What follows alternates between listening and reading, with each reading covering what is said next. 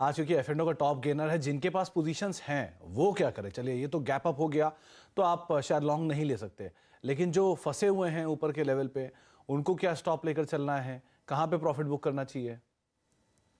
अब अगर हम ये देखें टाटा मोटर्स अगर देखें तो पिछले 6-7 महीने से अगर हम अक्टूबर से लेके चार्ट देखें तो अराउंड 460 के ऊपर स्टॉक नहीं निकल पा रहा था और नीचे 400 का एक बहुत बढ़िया सपोर्ट बन रहा था।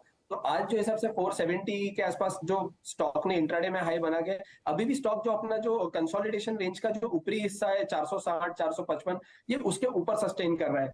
तो मुझे लग रहा है जब तक ये स्टॉक 450 अब पोजिशनल स्टॉप लॉस या सपोर्ट हम मान के चले तो 450 का एक बहुत बढ़िया सपोर्ट बन जाएगा। जब तक स्टॉक इसके ऊपर सस्टेन कर रहा है तब तक मुझे लग रहा है कि 485 490 अगले कुछ हफ्तों में आ सकता है।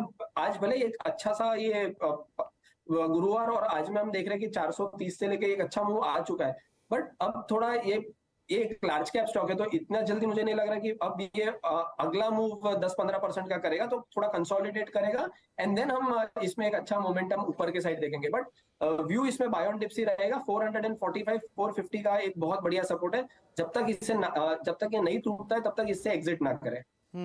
तो टाटा मोटर्स उनके लिए जो जिनके पास पोजीशंस होल्ड है वो क्या कर सकते हैं, क्योंकि ऑलरेडी बढ़िया तेजी आ चुकी है। तो आज के लिए तो एटलीस्ट आप इसमें नई एंट्री ना करें, अभी अवॉइड करें, आप होल्ड कर सकते हैं अगर सब्सटेंशियल लेवल्स को ये रिटेन करता है तो। लाइकवाइज ओएनजीसी, क्योंकि आपने पीएफसी सरकारी स्पेस से दो नाम चुने हैं, एक आरईसी और दूसरा एचएएल।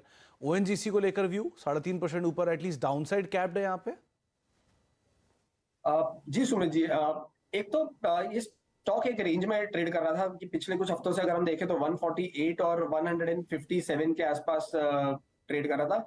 और पिछले हफ्ते जो क्रूड पे जो ये एक्सपोर्ट ड्यूटी और उसकी जो न्यूज आई थी जिसके वजह जो एक पॉजिटिव था, लेकिन उसके बाद हमने देखा स्टॉक ऊपरी स्तरों से 156 से स्टॉक करेक्ट कर गया वापस से अपने पुराने सपोर्ट पे 150 पे।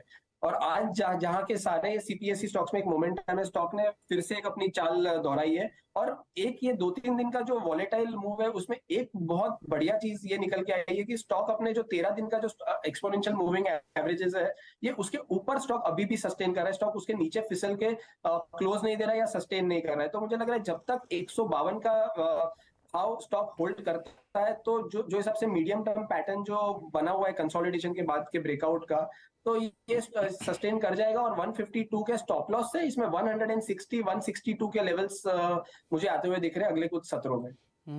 160 62 ये जोन्स आप शायद खुलते हुए देखेंगे।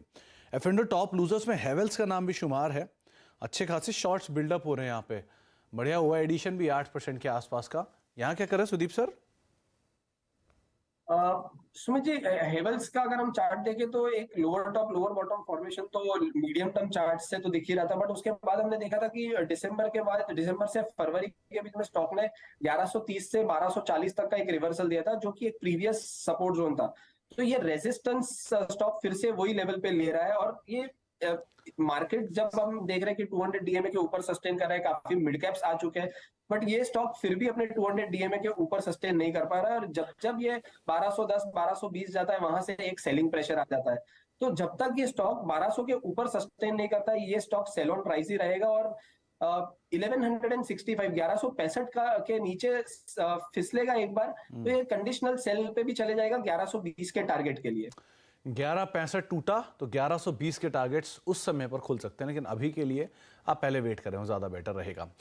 एक ब्रेक का वक्त हो गया है और ब्रेक के बाद लौटेंगे, हम बातचीत करेंगे सुदीप सर से। लेकिन ब्रेक पे जाने से पहले बुधवार को एक कॉल आपको राजेश पालविया साहब ने इसी कार्यक्रम में दी थी और वो डीएलएफ की कॉल थी जो कि उन्होंने खरीदारी की राय दी थी। डीएलएफ की 370 की कॉल थी जहाँ पर उन्होंने पहला टारगेट दिया था 18 और दूसरा टारगेट दिया था 20।